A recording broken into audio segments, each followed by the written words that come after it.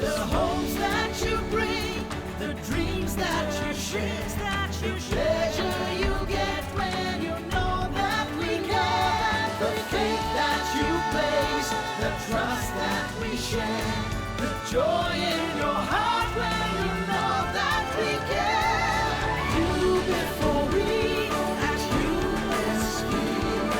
You before we, as USP. USV, your reliable healthcare partner.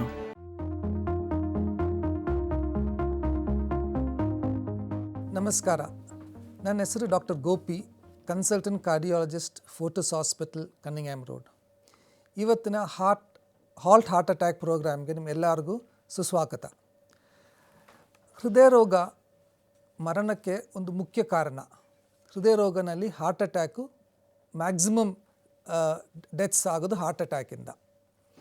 But ಏನಂದರೆ heart attack ಒಂದು good thing ಏನಂದರೆ ಅದು preventable. ನಾವು ಕರೆಕ್ಟಾಗಿ ಲೈಫ್ ಸ್ಟೈಲ್ ಚೇಂಜಸ್ಸು ಇಲ್ಲ ನಮ್ಮ ಮೆಡಿಸಿನ್ಸ್ ಕರೆಕ್ಟಾಗಿ ತೊಗೊಂಡ್ಬಿಟ್ಟು ಎಕ್ಸಸೈಸ್ ಎಲ್ಲ ಮಾಡಿದ್ರೆ ಲಾರ್ಜ್ ಎಕ್ಸ್ಟೆಂಟಿಗೆ ಹಾರ್ಟ್ ಅಟ್ಯಾಕ್ ನಾವು ಪ್ರಿವೆಂಟ್ ಮಾಡ್ಬೋದು. ಇದ್ರ ಬಗ್ಗೆ ಡಿಸ್ಕಸ್ ಮಾಡೋಕ್ಕೆ ಇವತ್ತು ನನ್ನ ಜೊತೆ 3 ಎಕ್ಸ್ಪರ್ಟ್ಸ್ ಇದ್ದಾರೆ. ಒಬ್ಬರು doctor Karthik Vasudevan, consultant cardiologist, Columbia Asia hospital. Doctor Prabhakar Kuregal, consultant cardiologist, Fortis hospital, Cunningham road. And doctor Srinivas Prasad, consultant cardiologist, Aster RV hospital, Bangalore. So ಈಗ ಡಾಕ್ಟರ್ ಕಾರ್ತಿಕ್ ವಾಸುದೇವನಿಂದ ಸ್ಟಾರ್ಟ್ ಮಾಡ್ತೀನಿ. ಡಾಕ್ಟರ್, ಈಗ ಒಬ್ಬರು ವ್ಯಕ್ತಿಗೆ ಹೃದಯಾಘಾತ ಇದೆಯಾ ಇಲ್ವಾ ಅಂತ ಹೇಗೆ ತಿಳಿಯುತ್ತದೆ? ಇದು ಮುಖ್ಯವಾದ ಪ್ರಶ್ನೆ. ಹಾರ್ಟ್ ಅಟ್ಯಾಕ್ ಅಥವಾ ಹೃದಯಾಘಾತ ಇದೆ ಅಂತ ಒಬ್ಬರಿಗೆ ಹೇಗೆ ಗೊತ್ತಾಗುತ್ತೆ ಅಂದರೆ, ಎದೆ ನೋವು, ಮೇಯ್ನ್ಲಿ ಚೆಸ್ಟ್ ಪೇಯ್ನು, ಸೆಂಟ್ರಲ್ ಇಲ್ಲಿ ಒಂದು ಭಾರ ಇಟ್ಟಂಗೆ ಇರುತ್ತೆ. ಅವ್ರು ಕೆಲವರು ಏನೋ ಬಂಡೆ ಇಟ್ಟಂಗೆ ಆಗ್ತಾಯಿದೆ ಅಂತ ಹೇಳ್ತಾರೆ ಕೆಲವರು. ಅಲ್ಲಿಂದ ಇದು ಎಡತೋಳಿಗೆ ಅಥವಾ ಕತ್ತಿಗೆ ಇಲ್ಲ ದವಡೆಗೆ ಹರಡಬಹುದು. ಒಂದೊಂದು ಸಮಯ ಇದು ರೈಟ್ ಸೈಡು ಬರುತ್ತೆ. ಸೊ ಈ ಎದೆನೋವು ಕಂಡು ಬಂದಲ್ಲಿ ಇದು ಹಾರ್ಟ್ ಅಟ್ಯಾಕ್ ಇದೆ ಅಂತ ಗೊತ್ತಾಗುತ್ತೆ. ಇನ್ನು ಕೆಲವ್ರಿಗೆ ಸೈಲೆಂಟ್ ಹಾರ್ಟ್ ಅಟ್ಯಾಕ್ ಅಂತೀವಿ. ಕೆಲವ್ರಿಗೆ ಎದೆನೋವು ಬರಲ್ಲ. ಇದು ವೃದ್ಧರಿಗೆ, ಸಕ್ಕರೆ ಕಾಯಿಲೆ ಇರೋರಿಗೆ, ಇಲ್ಲಾಂದರೆ ಹೆಂಗಸರಿಗೆ ಕೆಲವರಿಗೆ ಇದು ಎದೆನೋವು ಬರಲ್ಲ. ಅವ್ರಿಗೆ ಬೇರೆ ಸಿಮ್ಟಮ್ಸ್ ಬರುತ್ತೆ. ಉಸಿರಾಡೋಕ್ಕೆ ತೊಂದರೆ, ಸುಸ್ತಾಗೋದು, ತಲೆ ಸುತ್ತು ಬರೋದು, ಈ ಥರ ಕಂಡು ಬಂದರೆಲ್ಲೂ ಅದು ಹಾರ್ಟ್ ಅಟ್ಯಾಕ್ ಇರಬಹುದು. ಸೊ ಈ ಥರ ಇದು ಸಿಮ್ಟಮ್ಸ್ ಬಂದಾಗ ಪಕ್ಕದಲ್ಲಿ ಡಾಕ್ಟರ್ ಹತ್ರ ಹೋಗಿ ಇದು ಪರೀಕ್ಷೆ ಮಾಡಿಸಿ ಅದು ನೋಡಬೇಕು ಏನಾದ್ರು ಹಾರ್ಟ್ ಅಟ್ಯಾಕ್ ಇದೆಯಾ ಇಲ್ವಾ ಅಂತ ಮಾಡಬೇಕಾಗತ್ತೆ. ಡಾಕ್ಟರ್ ಪ್ರಭಾಕರ್, ಈಗ ಅಕಸ್ಮಾತ್ ಫ್ಯಾಮ್ಲಿನಲ್ಲಿ ಒಬ್ಬರಿಗೆ ಹೃದಯಾಘಾತ ಆಗಿದ್ರೆ ಆ ಫ್ಯಾಮ್ಲಿನಲ್ಲಿ ಬೇರೆಯವ್ರಿಗೂ ಹಾರ್ಟ್ ಅಟ್ಯಾಕ್ ಬರೋ ಚಾನ್ಸಸ್ ಇದೆಯಾ? ತುಂಬ ಮುಖ್ಯವಾದ ಪ್ರಶ್ನೆ. ಮನೆಯಲ್ಲಿ ಯಾರಿಗೋ ತಂದೆಗಾಗ್ಬೋದು, ಇನ್ನೊಬ್ರಿಗಾಗ್ಬೋದು ಹಾರ್ಟ್ ಅಟ್ಯಾಕ್ ಬಂದಾಗ ನನಗೂ ಹಾರ್ಟ್ ಅಟ್ಯಾಕ್ ಬರುವಂಥ ರಿಸ್ಕ್ ಇದೆಯಾ ಅಂತ ಎಲ್ಲರಿಗೂ ಕಾಡುವಂಥ ಪ್ರಶ್ನೆ. ಇಲ್ಲಿ ಸಾಮಾನ್ಯವಾಗಿ ಜೆನೆಟಿಕ್ ಅಂತ ಹೇಳೋಕ್ಕಾಗಲ್ಲ. ಆದರೆ ಚಿಕ್ಕ ವಯಸ್ಸಲ್ಲಿ ಯಾವುದೇ ಬೇರೆ ರಿಸ್ಕ್ ಫ್ಯಾಕ್ಟ್ರಿ ಇಲ್ಲದೆ ಇರುವಾಗ ಫ್ಯಾಮಿಲಿ ಮೆಂಬರ್ಸಲ್ಲಿ ಹಾರ್ಟ್ ಅಟ್ಯಾಕ್ ಅಂತ ಬಂದಾಗ ಇನ್ನುಳಿದ ಮೆಂಬರ್ಸ್ಗಳಲ್ಲೂ ಹಾರ್ಟ್ ಅಟ್ಯಾಕ್ ಬರುವಂಥ ರಿಸ್ಕು 40% ಹೆಚ್ಚಿಗಿರುತ್ತೆ. ಆಮೇಲೆ ಇನ್ನೊಂದೇನು ಅಂದರೆ ಇಲ್ಲಿ ಈ genetic risk factor heart attack ರಿಸ್ಕ್ಗಿರ್ಬೋದು. ಡಯಾಬಿಟೀಸ್ಗೆ, ಹೈಪರ್ಟೆನ್ಷನ್ಗೆ ಕೂಡ ರಿಸ್ಕ್ ಇದ್ದಿದ್ದು ಫ್ಯಾಮಿಲಿಯಲ್ಲಿ ರನ್ ಆಗ್ಬೋದು. ಸೊ ಹೀಗಾಗಿ ಯಾರಿಗೆ ಒಬ್ಬರಿಗೆ ಮನೆಯಲ್ಲಿ ಒಂದು 3 ತಲೆಮಾರುಗಳಲ್ಲಿ ಹಾರ್ಟ್ ಅಟ್ಯಾಕ್ಗಳಿದ್ದರೆ ಬೇರೆ ಮೆಂಬರ್ಸ್ಗಳಿಗೆ ಬರುವಂಥ ರಿಸ್ಕು ಸಾಮಾನ್ಯಕ್ಕಿಂತ 40% ಹೆಚ್ಚಿಗೆ. ಯಾಕಂದರೆ ಈಗ ಯಾರಿಗೋ ಒಬ್ಬರಿಗೆ ಮನೆಯಲ್ಲಿ ನಮ್ಮ ತಾತಗೆ ಇಲ್ಲ ಇನ್ನೊಬ್ಬರಿಗೆ ಅಂಕಲ್ಗೆ ಹಾರ್ಟ್ ಅಟ್ಯಾಕ್ ಇದೆ ಅಂದಾಗ ನಾವು ಹೆಚ್ಚಿನ ಪರೀಕ್ಷೆಗಳು ಮಾಡಿಕೊಂಡು ಪ್ರಿಕಾಷನ್ಸ್ಗಳು ತಗೊಳ್ಳೋಕ್ಕೂ ಕೂಡ ಇದೊಂದು ಅಪರ್ಚುನಿಟಿಯಾಗಿ ಯೂಸ್ ಮಾಡ್ಕೋಬೋದಾಗುತ್ತೆ. ಇದರಲ್ಲಿ ಇನ್ನೊಂದು ಪಾಯಿಂಟ್ ನನಗೆ ಆ್ಯಡ್ ಮಾಡಬೇಕಾಗಿತ್ತು. Actually age important. ಈಗ ಅಕಸ್ಮಾತ್ ಒಬ್ಬರಿಗೆ 70, 80 ಆ ಥರ ಏಜ್ನಲ್ಲಿ ಹಾರ್ಟ್ ಅಟ್ಯಾಕ್ ಆ ಥರ ಆದರೆ ಮೇ ಬಿ ಅದೊಂದು ಮೇಜರ್ ಫೆಮಿಲಿಯಲ್ ರಿಸ್ಕ್ ಫ್ಯಾಕ್ಟರ್ನ ತಗೊಳ್ಳೋಕೆ ಅವಶ್ಯಕತೆ ಇಲ್ಲ. ಬಟ್ ಅಕಸ್ಮಾತ್ ಯಂಗ್ ಏಜ್ನಲ್ಲಿ ಲೆಟಸ್ ಯಾರಿಗೂ ನಮ್ಮ ತಾಯಿಗೆ 50 years, 55 years ಅವ್ರ ಫ್ಯಾಮಿಲಿ ಮೆಂಬರ್ಸ್ ಈ ಥರ ಯಂಗರ್ ಏಜ್ ಗ್ರೂಪ್ನಲ್ಲಿ ಪ್ರಿಮೆಚ್ಯೂರ್ ಕೊರೊನರಿ ಅಥೆರೋಸ್ಕ್ಲೆರೋಸಿಸ್ ಅಂತ ಹೇಳ್ತೀವಿ. ಈ ಥರ ಸಿಚುವೇಷನಲ್ಲಿ ಫ್ಯಾಮಿಲಿ ಹಿಸ್ಟ್ರಿ ತುಂಬ ಇಂಪಾರ್ಟೆಂಟ್ ಆಗುತ್ತೆ. ಡಾಕ್ಟರ್ ಶ್ರೀನಿವಾಸ್, ಈಗ ಸಕ್ಕರೆ ಕಾಯಿಲೆ ಇರೋರಿಗೆ ಹೃದಯಾಘಾತ ಬರೋದಕ್ಕೆ ಚಾನ್ಸಸ್ ಜಾಸ್ತಿ ಇದೆಯಾ? ಖಂಡಿತ. ಸೊ ಇದು ತುಂಬ ಇಂಪಾರ್ಟೆಂಟ್ ಕ್ವೆಶನ್. ಅಗೇನ್, ಡಯಾಬಿಟಿಸ್ ಒಂದು ತುಂಬ ಸರ್ವೇಸಾಧಾರಣವಾಗಿ ಕಾಣುವಂಥ ಡಿಸೀಸ್ ಅಥವಾ ಡಿಸಾರ್ಡರ್. ಆ್ಯಕ್ಚುಲಿ ಗ್ಲೋಬಲಿ ಅಂತ ನೋಡಿದ್ರೆ probably India is diabetes capital ಅಂತ ಅಂತೀವಿ. ನಾವು 4 ಇಂಡಿವಿಜುವಲ್ ನೋಡಿದ್ರೆ ಅದರಲ್ಲಿ ಒಬ್ಬರಿಗೆ ಸಾಮಾನ್ಯವಾಗಿ ಡಯಾಬಿಟಿಸ್ ಇದ್ದೇ ಇರುತ್ತೆ. ಆ್ಯಂಡ್ ಡಯಾಬಿಟಿಸ್ ಜೊತೆಲಿ ಒನ್ ಮೋರ್ ಕೋಮಾರ್ಬಿಡ್ ಅಥವಾ ರಿಸ್ಕ್ ಫ್ಯಾಕ್ಟರ್ಸ್ ಅಂತಂದರೆ age. So with increasing age and diabetes ಎರಡೂ ಇದ್ದಾಗ ಇಟ್ಸ್ ಅ ಡೆಡ್ಲಿ ಕಾಂಬಿನೇಷನ್ ಅಂತ ಹೇಳ್ತೀವಿ. And these people are at a very high risk of developing a heart attack. ಅಂಕಿ ಅಂಶಗಳನ್ನು ನೋಡಿದ್ರೆ these people are at 2 to 3 times higher risk compared to normal people. ಅದೊಂದೇ ಅಲ್ಲ, most of this diabetes patients ಬಂದ್ಬಿಟ್ಟು ಬೇರೆ ಕೋಮಾರ್ಬಿಡ್ ಇಲ್ನೆಸಸ್ಸು ಇರುತ್ತೆ. Generally ನಾವು ಇವ್ರನ್ನ ಮೆಟಬಾಲಿಕ್ ಸಿಂಡ್ರೋಮ್ ಅಂತೀವಿ. So metabolic syndrome components like ಬೊಜ್ಜುತನ ಇರೋದು, ಜೊತೆಗೆ ಬಿ ಪಿ ಇನ್ಕ್ರೀಸ್ ಆಗಿರೋದು, ಜೊತೆಗೆ ಕೊಲೆಸ್ಟ್ರಾಲ್ ಇರೋದು, added to all this things sedentary life, ಇವೆಲ್ಲದರಿಂದ diabetic people are at a higher risk of developing a heart attack ಅಂತ ಹೇಳ್ತೀವಿ. ಡಾಕ್ಟರ್ ಕಾರ್ತಿಕ್, ಈಗ ಡಾಕ್ಟರ್ ಶ್ರೀನಿವಾಸ್ ಹೇಳಿದ್ರು ಬಿ ಪಿ, ಕೊಲೆಸ್ಟ್ರಾಲ್ ಇದೆಲ್ಲ ಎಷ್ಟು ಇಂಪಾರ್ಟೆಂಟು ಹೃದಯಘಾತ ಬರೋದಕ್ಕೆ, ಇಲ್ಲ ನಾವು ಎಷ್ಟು ಕೇರ್ ತಗೊಳ್ಬೇಕು, ಅದ್ರ ಬಗ್ಗೆ ಸ್ವಲ್ಪ ಹೇಳ್ತೀರಾ? ಇದು ಸಕ್ಕರೆ ಕಾಯಿಲೆ ಬಿಟ್ಟು ಬೇರೆ ರಿಸ್ಕ್ ಫ್ಯಾಕ್ಟರ್ಸ್ ಅಂತ ಇರುತ್ತೆ. ಒಂದು ಕೊಲೆಸ್ಟ್ರಾಲ್, ತುಂಬ ಮುಖ್ಯವಾಗಿ 2 ವಿಧವಾದ ಕೊಲೆಸ್ಟ್ರಾಲ್ ಇರುತ್ತೆ. ಅದರಲ್ಲಿ ಬ್ಯಾಡ್ ಕೊಲೆಸ್ಟ್ರಾಲ್ ಅಂತೀವಿ LDL, ಇನ್ನೊಂದು good cholesterol HDL. Bad cholesterol ಬಂದುಬಿಟ್ಟು ಅದರ ಲೆವೆಲ್ ಬಂದು 100ಕ್ಕಿಂತ ಕಡಿಮೆ ಇರಬೇಕಾಗತ್ತೆ. ಅದಕ್ಕಿಂತ ಜಾಸ್ತಿ ಇದ್ದಲ್ಲಿ ಹಾರ್ಟ್ ಅಟ್ಯಾಕಿಗೆ ರಿಸ್ಕು ಫ್ಯಾಕ್ಟರ್ ಅಂತ ಹೇಳ್ತೀವಿ. ಆಮೇಲೆ ಹಾರ್ಟ್ ಅಟ್ಯಾಕ್ ಆಲ್ರೆಡಿ ಆಗಿರೋರಿಗೆ ಇದಕ್ಕೆ ಅದನ್ನು ಬ್ಯಾಡ್ ಕೊಲೆಸ್ಟ್ರಾಲ್ನ ತುಂಬ ಕಡಿಮೆ ಲೆವೆಲಲ್ಲಿ ಇಟ್ಕೋಬೇಕಾಗತ್ತೆ. 50ಕ್ಕಿಂತ ಕಡಿಮೆ, ಈಗ ರೀಸೆಂಟ್ ಗೈಡ್ಲೈನ್ಸ್ ಪ್ರಕಾರ 50ಕ್ಕಿಂತ ಕಡಿಮೆ ಇಡಬೇಕಾಗತ್ತೆ. ಆಗ ಹಾರ್ಟ್ ಅಟ್ಯಾಕ್ ಮತ್ತೆ ಆಗೋ ಚಾನ್ಸಸ್ಸು ತುಂಬ ಕಡಿಮೆ. ಆಮೇಲೆ ಗುಡ್ ಕೊಲೆಸ್ಟ್ರಾಲು, ಅದರ ವ್ಯಾಲ್ಯೂ ಬಂದು ಮೇಲ್ ಪೇಷಂಟ್ಸಲ್ಲಿ 40 ಜಾಸ್ತಿ ಇರಬೇಕು, ಹೆಣ್ಣು ಮಕ್ಕಳಲ್ಲಿ 50ಕ್ಕಿಂತ ಜಾಸ್ತಿ ಇರಬೇಕಾಗತ್ತೆ. ಅದ್ರ ಲೆವೆಲ್ಲು ಕಡಿಮೆ ಇದ್ದಲ್ಲೂ ಅದು ಹಾರ್ಟ್ ಅಟ್ಯಾಕ್ಗೆ ರಿಸ್ಕ್ ಫ್ಯಾಕ್ಟರ್ ಆಗುತ್ತೆ.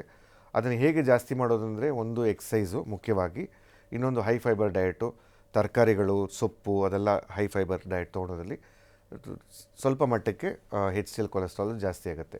ಆಮೇಲೆ ರಕ್ತದ ಒತ್ತಡ, ಬಿ ಪಿ ಜಾಸ್ತಿ ಇದ್ರೂ ಅದು ರಿಸ್ಕ್ ಫ್ಯಾಕ್ಟರ್ ಆಗುತ್ತೆ. ಅದು ಕರೆಕ್ಟಾಗಿ ಟ್ರೀಟ್ಮೆಂಟ್ ತೊಗೊಂಡೇ ಇದ್ದರೆ ಅದು ಹಾರ್ಟ್ ಡ್ಯಾಮೇಜ್ ಆಗಿ, ಹಾರ್ಟ್ ಮಸಲ್ ತಿಕ್ಕಾಗಿ, ಸ್ಟಿಫ್ ಆಗಿ ಹಾರ್ಟ್ ಫೇಲಿಯರು ಆಗೋ ಚಾನ್ಸಸ್ ಇದೆ. ಆಮೇಲೆ ಹಾರ್ಟ್ ಅಟ್ಯಾಕು ಒಂದು ಇಂಪಾರ್ಟೆಂಟ್ ರಿಸ್ಕ್ ಫ್ಯಾಕ್ಟರ್ ಅದು. ಡಾಕ್ಟರ್ ಪ್ರಭಾಕರ್, ಈಗ ಹೈ ಬ್ಲಡ್ ಪ್ರೆಷರು, ಕೊಲೆಸ್ಟ್ರಾಲ್ ಎಲ್ಲ ರಿಸ್ಕ್ ಫ್ಯಾಕ್ಟರ್ಸ್ ಅಂತ ಗೊತ್ತಾಯ್ತು. ಈಗ ಎಷ್ಟು ಫ್ರೀಕ್ವೆಂಟಾಗಿ ನಾವು ಚೆಕ್ ಮಾಡಬೇಕು, ಎಷ್ಟು ದಿವಸಕ್ಕೆ ಒಂದು ಸತಿ ಚೆಕ್ ಮಾಡಬೇಕಾಗತ್ತೆ ಅನ್ನೋದು? ಇವೆರಡು ಒಂದು ತುಂಬ ಮುಖ್ಯವಾದ ರಿಸ್ಕ್ ಫ್ಯಾಕ್ಟರು. ಆಮೇಲೆ ನಾವು ಪ್ರಿವೆನ್ಷನ್ ಅಂತ ಏನು ಹೋದಾಗ blood pressure control, cholesterol normal ಇಟ್ಕೊಳ್ಳೋದು ತುಂಬ ಮುಖ್ಯ ಆಗುತ್ತೆ. ಇದಕ್ಕೋಸ್ಕರ ಫಸ್ಟ್ ಆಫ್ ಆಲ್ ನಮಗೆ ನಮ್ಮದು ಬ್ಲಡ್ ಪ್ರೆಷರು ಇಲ್ಲ ಕೊಲೆಸ್ಟ್ರಾಲ್ ಅಬ್ನಾರ್ಮಲ್ ಇದೆ ಅಂತ ಗೊತ್ತಾಗಬೇಕಾಗುತ್ತೆ. ಈಗ ಏನು ಇಲ್ಲದವ್ರಿಗೆ ಪ್ರಿವೆನ್ಷನ್ಗೆ ಅಂತ ನೋಡೋಕ್ಕೆ ಹೋದಾಗ ಸಾಮಾನ್ಯವಾಗಿ ನಾವು 18ರಿಂದ 20 ವರ್ಷದ ಮಧ್ಯೆ ಫಸ್ಟ್ ಟೈಮು ಕೊಲೆಸ್ಟ್ರಾಲು ಮತ್ತು ಬಿ ಪಿ ಚೆಕ್ ಮಾಡ್ಕೋಬೇಕು ಅಂತ ಹೇಳ್ತೀವಿ. ಅದಾದಮೇಲೆ ನಾರ್ಮಲ್ ಇದ್ದರೆ 3ರಿಂದ 5 ವರ್ಷದ ಮಧ್ಯೆ 40 ವರ್ಷ ಆಗೋ ತನಕ, ಅದಾದಮೇಲೆ ಎವ್ರಿ ಇಯರ್ ಚೆಕ್ ಮಾಡಬೇಕು ಅಂತ ಹೇಳ್ತೀವಿ. ಅದೇ ಅಬ್ನಾರ್ಮಲ್ ಇದ್ದರೆ, ಎಷ್ಟು ಅಬ್ನಾರ್ಮಲ್ ಇದೆ, ಈಗ ನಿಮಗೆ ಕೊಲೆಸ್ಟ್ರಾಲ್ ಕಾರ್ತಿಕ್ ಅವ್ರು ಹೇಳಿದರು 100 ಇರಬೇಕು ಅಂತ ಹೇಳಿ, ಅದು 150 ಇದ್ಬಿಟ್ರೆ ಪ್ರಾಬಬ್ಲಿ ನೆಕ್ಸ್ಟ್ 3ರಿಂದ 6 ತಿಂಗಳಲ್ಲಿ ಮತ್ತೆ ಚೆಕ್ ಮಾಡಿಸ್ಕೊಂಡು ಬನ್ನಿಯಪ್ಪ ಅಂತ ಹೇಳ್ತೀವಿ. ಅದೇ 100 ಇರಬೇಕಾಗಿದ್ದು 110 ಇದ್ದರೆ 1 ಇಲ್ಲ 2 ವರ್ಷ ಆದಮೇಲೆ ಚೆಕ್ ಮಾಡೋಕ್ಕೆ ಹೇಳ್ತೀವಿ. ಆಮೇಲೆ 40 ವರ್ಷ ಆದಮೇಲೆ ಎವ್ರಿ ಇಯರ್ ಬಿ ಪಿ ಮತ್ತು ಕೊಲೆಸ್ಟ್ರಾಲ್ ಚೆಕ್ ಮಾಡೋಕ್ಕೆ most of the societies recommend ಮಾಡ್ತಾರೆ. ಯಾರಿಗೆ ಆಲ್ರೆಡಿ ಹೃದಯಾಘಾತ ಆಗಿದೆ, ಯಾರಿಗೆ ಬಿ ಪಿ ಇಲ್ಲ ಕೊಲೆಸ್ಟ್ರಾಲ್ದು ಪ್ರಾಬ್ಲಮ್ ಇದೆಯೋ ಅವರು 3ರಿಂದ 6 ತಿಂಗಳಿಗೊಂದು ಸತಿ ಚೆಕ್ ಮಾಡ್ಕೋಬೇಕಿರುತ್ತೆ. ನಾರ್ಮಲ್ ಇದ್ದರೆ ವರ್ಷಕ್ಕೊಂದು ಸತಿ ಚೆಕ್ ಮಾಡಿದರೆ ಕೂಡ ಸಾಕಾಗುತ್ತೆ. We have been discussing about heart attack for some time now. We will take a small break and come back to you.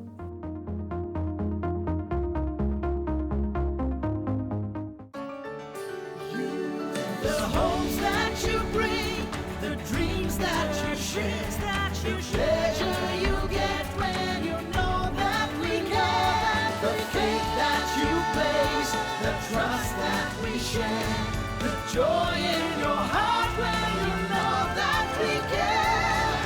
You before we at USV, you before we at USV. USV, your reliable healthcare partner.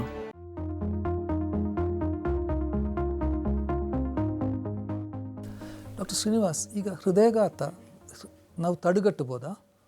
ಖಂಡಿತವಾಗಿ. ಈಗ ನಾವು ಇಷ್ಟೊತ್ತು discuss ಮಾಡಿದ್ದೇನು ಅಂದರೆ ಅಪಾಯ ಸೂಚಿಗಳು ಅಥವಾ risk factors for heart disease ಅಥವಾ heart ಅಟ್ಯಾಕ್ನ discuss ಮಾಡಿದ್ವಿ. ಏನೇನು ಡಿಸ್ಕಸ್ ಮಾಡಿದ್ವಿ? ಒಂದು ಸಕ್ಕರೆ ಕಾಯಿಲೆ ಬಗ್ಗೆ ಮಾತಾಡಿದ್ವಿ, ಇನ್ನೊಂದು ಕೊಲೆಸ್ಟ್ರಾಲ್ ಬಗ್ಗೆ ಮಾತಾಡಿದ್ವಿ, ಇನ್ನೊಂದು ಒಬೇಸಿಟಿ ಅಥವಾ ಬೊಜ್ಜುತನದ ಬಗ್ಗೆ ಮಾತಾಡಿದ್ವಿ, lack of activity, sedentary life style ಬಗ್ಗೆ ಮಾತಾಡಿದ್ವಿ. ಇವೆಲ್ಲವನ್ನು ನಾವು ಚೇಂಜಸ್ ಮಾಡಿಕೊಂಡ್ರೆ, ಅಂದರೆ ಲೈಫ್ ಸ್ಟೈಲ್ ಮಾಡಿಫಿಕೇಷನ್ ಅಥವಾ ನಮ್ಮ ಜೀವನ ಶೈಲಿಯಲ್ಲಿ ಮಾಡಿಫಿಕೇಷನ್ ಅಂತ ಮಾಡಿಕೊಂಡ್ರೆ ಖಂಡಿತವಾಗಿ ಇದನ್ನು ಪ್ರಿವೆಂಟ್ ಮಾಡ್ಬೋದು. ಸೊ ಏನೇನು ಮಾಡ್ಬೋದು ನಾವು? ಸೊ ನಾವು ಆ್ಯಕ್ಟಿವ್ ಆಗಿ ಲೈಫ್ ಲೀಡ್ ಮಾಡ್ಬೋದು. ಅಂದರೆ ದಿನ ಒಂದು 30ರಿಂದ 45 ನಿಮಿಷಗಳ ಕಾಲ ಸಿಂಪಲ್ ವ್ಯಾಯಾಮ ಇಂಥವು ಮಾಡೋದು, ಹಣ್ಣು ಹಂಪಲುಗಳನ್ನು ಹೆಚ್ಚಾಗಿ ಸೇವಿಸೋದು, ಶುಗರ್ನ ಕಂಟ್ರೋಲಲ್ಲಿ ಇಟ್ಕೊಳ್ಳೋದು, ಕೊಲೆಸ್ಟ್ರಾಲ್ನ ಕಂಟ್ರೋಲಲ್ಲಿ ಇಟ್ಕೊಳ್ಳೋದು, ಬೇರೆ ಬಿ ಪಿ ಇದ್ದರೆ ಬಿ ಪಿನ ಕಂಟ್ರೋಲ್ನ ಇಟ್ಕೊಳ್ಳೋದು. ಇದ್ರ ಜೊತೆಯಲ್ಲಿ ನಿಯಮಿತವಾಗಿ ಆಗಾಗ ಪರೀಕ್ಷೆಗಳು ಪಡಿಸ್ಕೊಂಡ್ರೆ ಖಂಡಿತವಾಗಿ ಹಾರ್ಟ್ ಅಟ್ಯಾಕ್ನ ಪ್ರಿವೆಂಟ್ ಮಾಡ್ಬೋದು.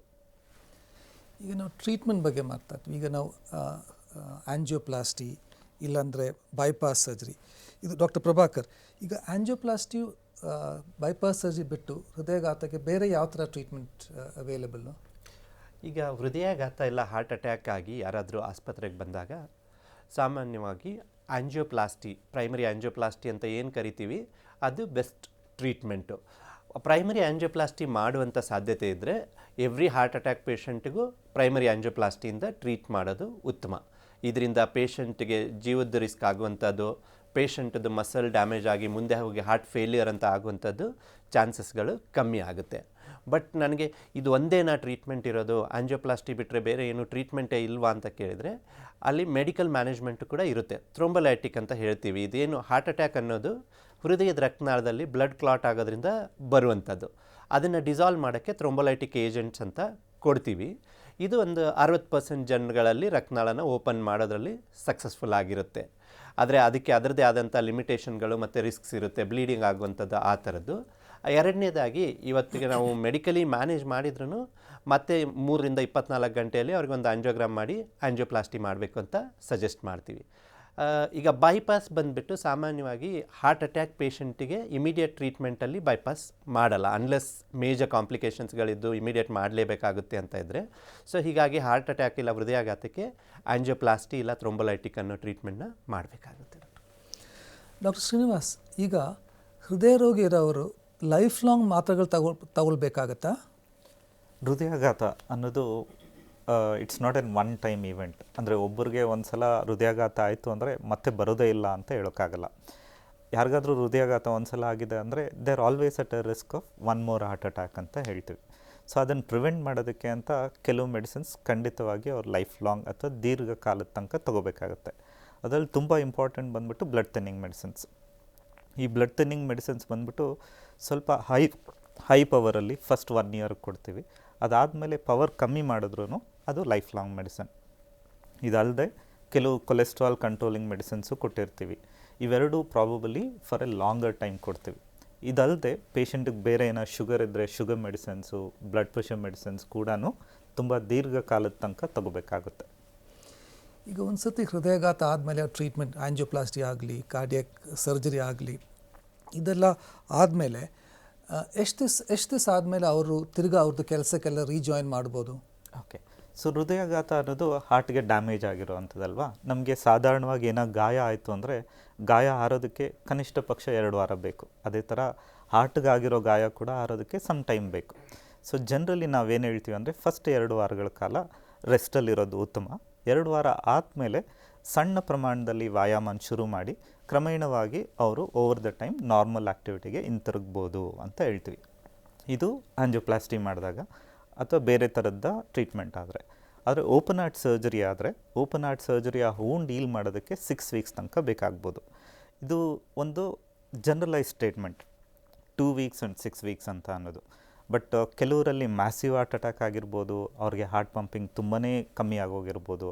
ಅಂಥವ್ರಿಗೆ ಆ್ಯಕ್ಚುಲಿ ಅವರವರ ಹಾರ್ಟ್ ಸ್ಪೆಷಲಿಸ್ಟ್ ಏನು ಅಸೆಸ್ ಮಾಡಿ ಹೇಳ್ತಾರೋ ಆ 2 ವೀಕ್ಸ್ ಎಂಡಲ್ಲಿ ಅದ್ರ ಪ್ರಕಾರ ನಾವು ಅವರು ವರ್ಕ್ ರೆಸ್ಯೂಮ್ ಮಾಡ್ಬೋದಾ ಇಲ್ವಾ ಅನ್ನೋದನ್ನು ಸಜೆಸ್ಟ್ ಮಾಡ್ತೀವಿ. ತುಂಬ ವೀಕ್ ಆಗಿರೋ ಹಾರ್ಟಲ್ಲಿ it might take long time, ತುಂಬ ಸಮಯ ಕೂಡ ಬೇಕಾಗಬಹುದು. ಡಾಕ್ಟರ್ ಕಾರ್ತಿಕ್, ಈಗ ಹೃದಯಾಘಾತ ಆದಮೇಲೆ ಪೇಷಂಟ್ಸು ಹೆವಿ ಎಕ್ಸಸೈಸಸ್ ಮಾಡ್ಬೋದಾ? ಈಗ ಹೃದಯಾಘಾತ ಆದ ಉಡನೆ ಟ್ರೀಟ್ಮೆಂಟೆಲ್ಲ ಆದಮೇಲೆ ಫಸ್ಟು 2-3 ವೀಕ್ಸಲ್ಲಿ ನಾವು ಹೆವಿ ಎಕ್ಸಸೈಸ್ ಡೆಫಿನೆಟ್ಲಿ ರೆಕಮೆಂಡ್ ಮಾಡಲ್ಲ. ರೊಟೀನ್ ಆ್ಯಕ್ಟಿವಿಟೀಸ್ ಮಾಡ್ಬೋದು, ದಿನನಿತ್ಯ ಮಾಡೋ ಕಾರ್ಯಗಳು, ಅದ್ರ ಜೊತೆಗೆ ವಾಕಿಂಗು ಒಂದು 10-15 ನಿಮಿಷ, ಕ್ರಮೇಣ ಒಂದೊಂದು ವಾರದ ಹಂತದಲ್ಲಿ ಅದು ಜಾಸ್ತಿ ಮಾಡ್ತಾ ಹೋಗ್ಬೋದು. ಅದು ಇನ್ನೊಂದೇನೆಂದರೆ 1 ತಿಂಗಳಾದ ಮೇಲೆ ನಾವು ಒಂದು ಎಕೋಕಾರ್ಡಿಯೋಗ್ರಾಮ್ ಅಂತ ಟೆಸ್ಟ್ ಮಾಡ್ತೀವಿ.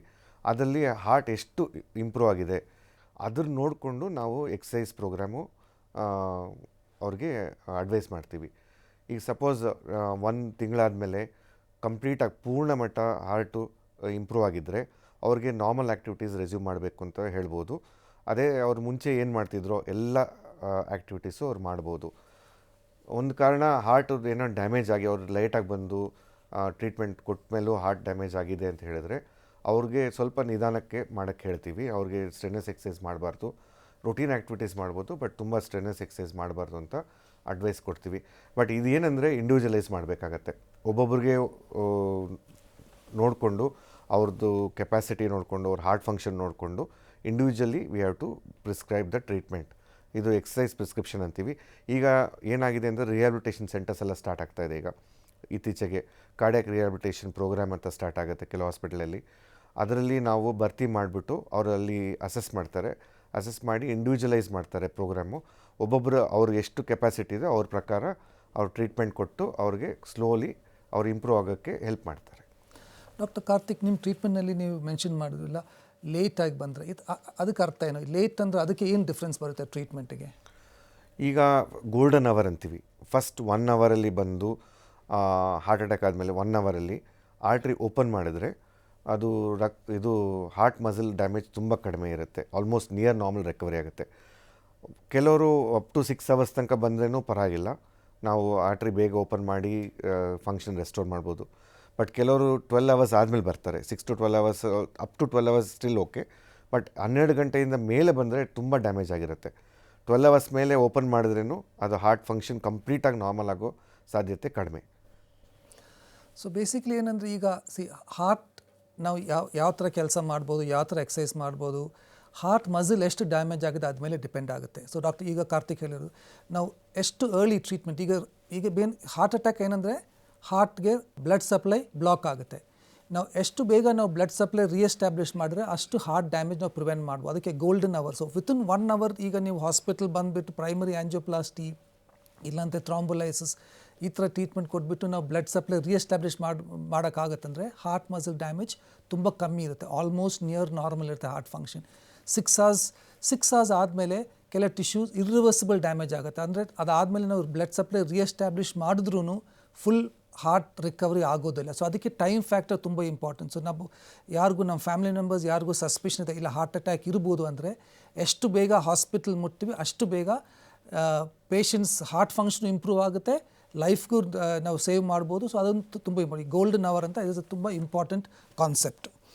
ನೆಕ್ಸ್ಟ್ ಡಾಕ್ಟರ್ ಕಾರ್ತಿಕ್, ಈಗ ಒಬ್ಬರಿಗೆ ಒಂದು ಸತಿ ಹಾರ್ಟ್ ಅಟ್ಯಾಕ್ ಬಂದರೆ ತಿರ್ಗಾನು ಅವ್ರಿಗೆ ಹಾರ್ಟ್ ಅಟ್ಯಾಕ್ ಬರೋಕ್ಕೆ ಚಾನ್ಸಸ್ ಇದೆಯಾ? ಹೌದು. ಈಗ ಅಮೇರಿಕನ್ ಹಾರ್ಟ್ ಅಸೋಸಿಯೇಷನ್ ಪ್ರಕಾರ ಅವ್ರದ್ದು ಸ್ಟ್ಯಾಟಿಸ್ಟಿಕ್ಸ್ ನೋಡಿದ್ರೆ 70% ಆಫ್ ದ ಹಾರ್ಟ್ ಅಟ್ಯಾಕ್ ಮೊದಲನೇ ಬಾರಿ ಆಗಿರುತ್ತೆ. ಇನ್ನು 15-30% ಅವರು 2ನೇ ಬಾರಿ ಹಾರ್ಟ್ ಅಟ್ಯಾಕ್ ಆಗಿ ಬರ್ತಾರೆ. ಇದು ಯಾಕಾಗತ್ತೆ? ಈಗ ಹಾರ್ಟ್ ಅಟ್ಯಾಕ್ ಆದಮೇಲೆ ಅವರು ಕರೆಕ್ಟಾಗಿ ಮಾತ್ರೆ ತೊಗೊಂಡಿಲ್ಲ, ಆಮೇಲೆ ಲೈಫ್ ಸ್ಟೈಲ್ ಜೀವನ ಶೈಲಿಯನ್ನು ಬದಲಾಯಿಸ್ಕೊಂಡೇ ಇದ್ದರೆ, ಸ್ಮೋಕಿಂಗ್ ಕಂಟಿನ್ಯೂ ಮಾಡಿದ್ರೆ, ಆಮೇಲೆ ಎಕ್ಸಸೈಸ್ ಮಾಡದೆ ಸೆಡೆಂಟ್ರಿಯಾಗಿ ಶುಗರ್ ಕಂಟ್ರೋಲ್ ಮಾಡದೇ ಇದ್ದರೆ, ಮೆಡಿಕೇಷನ್ ಸರಿಯಾಗಿ ತೊಗೊಂಡಿದ್ರೆ ಚಾನ್ಸಸ್ ಜಾಸ್ತಿ. ಸೊ ಇದೆಲ್ಲ ಜೀವನ ಶೈಲಿಯೆಲ್ಲ ಅಳವಡಿಸ್ಕೊಂಡು ಬದಲಾವಣೆ ಮಾಡಿಕೊಂಡು ಹಾರ್ಟ್ ಅಟ್ಯಾಕ್ ಬರುತ್ತಾ ಇಲ್ವಾ ಅಂತ ಒಂದು ಪ್ರಶ್ನೆ ಬರುತ್ತೆ. ಆಗೇನೆಂದರೆ ನಮ್ಮ ರಕ್ತನಾಳದ ಅಂದರೆ 3 ರಕ್ತನಾಳ ಇದೆ ಮೇಯ್ನಾಗಿ. ಹಾರ್ಟ್ ಅಟ್ಯಾಕ್ ಆಗೋದು 1 ರಕ್ತನಾಳದಲ್ಲಿ. ಇನ್ನೂ 2 ರಕ್ತನಾಳ ಇಲ್ಲಿ ಬ್ಲಾಕ್ಸ್ ಸ್ವಲ್ಪ ಇರುತ್ತೆ, ಬಟ್ ಅದರಲ್ಲಿ ಏನು ಜಾಸ್ತಿ ಹಾರ್ಟ್ ಅಟ್ಯಾಕ್ ಆಗೋ ಥರ ಬ್ಲಾಕ್ಸ್ ಇರಲ್ಲ. ಮುಂದಕ್ಕೆ ಈ ಥರ ಜೀವನ ಶೈಲಿಯಲ್ಲಿ ಬದಲಾವಣೆ ಮಾಡಿಕೊಂಡೇ ಮೆಡಿಸಿನ್ಸ್ ಕರೆಕ್ಟಾಗಿ ತೊಗೊಂಡೇ ಇದ್ದರೆ ಆ ಕಾರಣದಿಂದ ಅಲ್ಲಿ 2 ಆರ್ಟ್ರಿಯಲ್ಲೂ ಕೊಲೆಸ್ಟ್ರಾಲ್ ಡೆಪಾಸಿಟ್ ಆಗಿ ಇನ್ನೊಂದು ಹಾರ್ಟ್ ಅಟ್ಯಾಕ್ ಆಗೋ ಚಾನ್ಸಸ್ ಇದೆ. ಸೊ ಒಂದು ಸತಿ ಹಾರ್ಟ್ ಅಟ್ಯಾಕ್ ಆದರೆ ಇನ್ನೊಂದು ಸತಿ ಆಗೋದೇ ಇಲ್ಲ ಅಂತ ಹೇಳೋದು ಕಷ್ಟ. ಚಾನ್ಸಸ್ ಇರುತ್ತೆ, ನಾವು ಕೇರ್ಫುಲ್ ಆಗಿದ್ದರೆ ಅದನ್ನು ತಡೆಗಟ್ಟಬೋದು. ಡಾಕ್ಟರ್ ಪ್ರಭಾಕರ್, ಈಗ ನಾವು family history, blood pressure, high cholesterol, sugar ಇದೆಲ್ಲ ನಾವು ರಿಸ್ಕ್ ಫ್ಯಾಕ್ಟರ್ಸ್ ಡಿಸ್ಕಸ್ ಮಾಡಿದ್ವಿ. ಇದು ಬಿಟ್ಟು ಬೇರೆ ಯಾವುದು ರಿಸ್ಕ್ ಫ್ಯಾಕ್ಟರ್ಸ್ ಇದೆಯಾ ಹಾರ್ಟ್ ಅಟ್ಯಾಕ್ ಬರೋದಕ್ಕೆ? ಒಂದು ಜೀವನ ಶೈಲಿ ಇತ್ತೀಚೆಗೆ ನಾವು ನೋಡ್ತಾ ಹೋದರೆ ಸ್ಟ್ರೆಸ್ ಅನ್ನೋದು ತುಂಬ ಮುಖ್ಯ ಆಗುತ್ತೆ.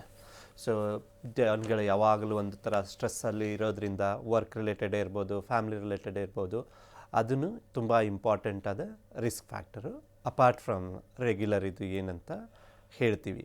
ಆಮೇಲೆ ಈಗಷ್ಟೇ ಕಾರ್ತಿಕ್ ಅವರು ಮತ್ತೆ ರಿಪೀಟ್ ಹಾರ್ಟ್ ಅಟ್ಯಾಕ್ ಬಗ್ಗೆ ಮಾತಾಡ್ತಾ ಇದ್ದರು. ಅದರಲ್ಲಿ ಮೆಡಿಕೇಷನ್ ನಾನ್ ಕಂಪ್ಲಯನ್ಸ್ ಅಂದರೆ ಹೇಳಿರೋ ಮಾತ್ರೆಗಳನ್ನು ಸರಿಗೆ ತಗೊಳ್ಳದೇ ಇರೋದು ಕೂಡ ತುಂಬ ಮುಖ್ಯವಾದ ರಿಸ್ಕ್ ಫ್ಯಾಕ್ಟರ್ ಆಗುತ್ತೆ. ಈಗ ಅಫ್ಕೋರ್ಸ್ ಇವತ್ತು ಪಬ್ಲಿಕ್ ಫಾರಮ್ನಲ್ಲಿನು ಮೆಡಿಕಲ್ ಎಕ್ಸ್ಪೆನ್ಸಸ್ ಬಗ್ಗೆ ತುಂಬ ಚರ್ಚೆ ಇದೆ. ಸೊ ನಮಗೆಲ್ಲರಿಗೂ ಗೊತ್ತು ಈ ಥರದ್ದೆಲ್ಲ high intensive treatment, high tech hospital. So ಇದಕ್ಕೆಲ್ಲ ಎಷ್ಟು ಖರ್ಚಾಗುತ್ತೆ ಅಪ್ರಾಕ್ಸಿಮೇಟ್ಲಿ ಒಬ್ಬರಿಗೆ ಹಾರ್ಟ್ ಅಟ್ಯಾಕ್ ಅದಕ್ಕೆ ಟ್ರೀಟ್ಮೆಂಟ್ ತಗೊಳ್ಳೋಕ್ಕೆ? ಆ್ಯಂಡ್ ಇದೆಲ್ಲ ಈಗ ನಾವು ಮೆಡಿಕಲ್ ಇನ್ಶೂರೆನ್ಸು, ಗೌರ್ಮೆಂಟ್ ಸ್ಕೀಮ್ಸ್ ಇದನ್ನಲ್ಲೆಲ್ಲ ಕವರ್ ಆಗುತ್ತಾ ಹೇಗೆ? ಅದ್ರ ಬಗ್ಗೆ ಸ್ವಲ್ಪ ಇನ್ಫಾರ್ಮೇಷನ್ ಕೊಡ್ತೀರಾ? ಈಗ ಹಾರ್ಟ್ ಅಟ್ಯಾಕ್ ಖರ್ಚು ಇದು ಪೇಷಂಟು ಎಷ್ಟು ಸೀರಿಯಸ್ ಕಾಂಪ್ಲಿಕೇಶನ್ಗಳಾಗಿ ಎಷ್ಟು ಸಿವಿಯಾರಿಟಿಯಲ್ಲಿ ಬರುತ್ತೆ ಅನ್ನೋದ್ರ ಮೇಲೂ ಡಿಪೆಂಡ್ ಆಗುತ್ತೆ. ಈಗ ಸಾಮಾನ್ಯವಾಗಿ ಒಂದು ಹಾರ್ಟ್ ಅಟ್ಯಾಕ್ದು ಟ್ರೀಟ್ಮೆಂಟ್ ಬಗ್ಗೆ ನಾನು ಮಾತಾಡಬೇಕು ಅಂದರೆ ಆವಾಗಲೇ ಹೇಳ್ದಂಗೆ ಥ್ರೋಂಬೋಲೈಟಿಕ್ ಥೆರಪಿ ಅಂತ ಇರುತ್ತೆ, ಆಂಜಿಯೋಪ್ಲಾಸ್ಟಿ ಅಂತ ಇರುತ್ತೆ ಅಂತ ಹೇಳಿದೆ. ಈಗ ಪೇಷಂಟಿಗೆ ಡೈರೆಕ್ಟಾಗಿ ಆಂಜಿಯೋಪ್ಲಾಸ್ಟಿ ಮಾಡೋದ್ರಿಂದ ಸಾಮಾನ್ಯವಾಗಿ ಒಂದು 2 ರಿಂದ 2.5 ಲಕ್ಷ ತನಕ ಖರ್ಚು ಬರುವಂಥ ಸಾಧ್ಯತೆ ಇರುತ್ತೆ. ಅದೇ ಪೇಷಂಟು ಥ್ರೋಂಬೋಲೈಟಿಕ್ ಥೆರಪಿ ಅಂತ ಮಾಡಿದಾಗ ಇನಿಷಿಯಲಿ 75,000ದಿಂದ 1 ಲಕ್ಷನೋ 1.25 ಲಕ್ಷ ತನಕನೂ ಖರ್ಚು ಬರ್ಬೋದು.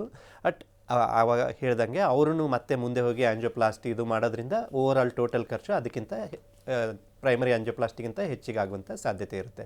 ಇನ್ನು ಕಾಂಪ್ಲಿಕೇಶನ್ಗಳಾಗಿ ಬಂದವರಿಗೆ additional treatment, additional ICU care ಬೇಕಾದಾಗ ಹೆಚ್ಚಿಗೆ ಖರ್ಚು ಬರುವಂಥ ಸಾಧ್ಯತೆ ಕೂಡ ಇರುತ್ತೆ. ಸಾಮಾನ್ಯವಾಗಿ ಈಗ ತುಂಬ ಗೌರ್ಮೆಂಟ್ ಸ್ಕೀಮ್ಗಳಾಗಲಿ ಇಲ್ಲ ಇನ್ಶೂರೆನ್ಸ್ಗಳಾಗಲಿ, ಪ್ರೈವೇಟ್ ಇನ್ಶೂರೆನ್ಸ್ಗಳಾಗಲಿ, ಕಾರ್ಪೊರೇಟ್ ಇನ್ಶೂರೆನ್ಸ್ಗಳಾಗಲಿ ಎಲ್ಲನೂ ಹಾರ್ಟ್ ಅಟ್ಯಾಕ್ ಟ್ರೀಟ್ಮೆಂಟ್ನ ಕಂಪ್ಲೀಟಾಗಿ ಕವರ್ ಮಾಡ್ತವೆ. ಸೊ 2 ರಿಂದ 2.5 ಲಕ್ಷ 3 ಲಕ್ಷ ಅಷ್ಟು ಖರ್ಚು ಎಲ್ಲರಿಗೂ ಬರುತ್ತೆ. ಗೌರ್ಮೆಂಟಲ್ಲಿ ಹೋದಾಗ ಗೌರ್ಮೆಂಟ್ ಸಬ್ಸಿಡೈಸ್ ಮಾಡೋದ್ರಿಂದ ಪೇಷಂಟ್ ಕಟ್ಟುವಂಥ ಖರ್ಚು ಸ್ವಲ್ಪ ಕಮ್ಮಿ ಆಗ್ಬೋದು. ಈಗ ಇವತ್ತು ಹಾರ್ಟ್ ಅಟ್ಯಾಕ್ ಪ್ರೋಗ್ರಾಮ್ನಲ್ಲಿ ನಾವು ಹಾರ್ಟ್ ಅಟ್ಯಾಕ್ ಬಗ್ಗೆ ಅದು ಯಾರಿಗೆ ಬರುತ್ತೆ, ಸಿಮ್ಟಮ್ಸ್ ಏನೆಲ್ಲ ಸಿಮ್ಟಮ್ಸ್ ಇರುತ್ತೆ, ರಿಸ್ಕ್ ಫ್ಯಾಕ್ಟರ್ಸ್ ಯಾವುದು, ಟ್ರೀಟ್ಮೆಂಟ್ ಮೊಡಾಲಿಟೀಸ್ ಅದಕ್ಕೆ ಬಗ್ಗೆ ಎಲ್ಲ ಡಿಸ್ಕಸ್ ಮಾಡಿದ್ದೀವಿ. ಈಗ ಇದಕ್ಕಿಂತ ನಾವು we have come to the end of this programme. ನನ್ನ ಕೋ-ಪ್ಯಾನಲಿಸ್ಟ್ಗೆಲ್ಲ ಥ್ಯಾಂಕ್ ಯು ಹೇಳ್ತೇನೆ, doctor Karthik, doctor Prabhakar and doctor Srinivas. Hope we had a good discussion and thank you.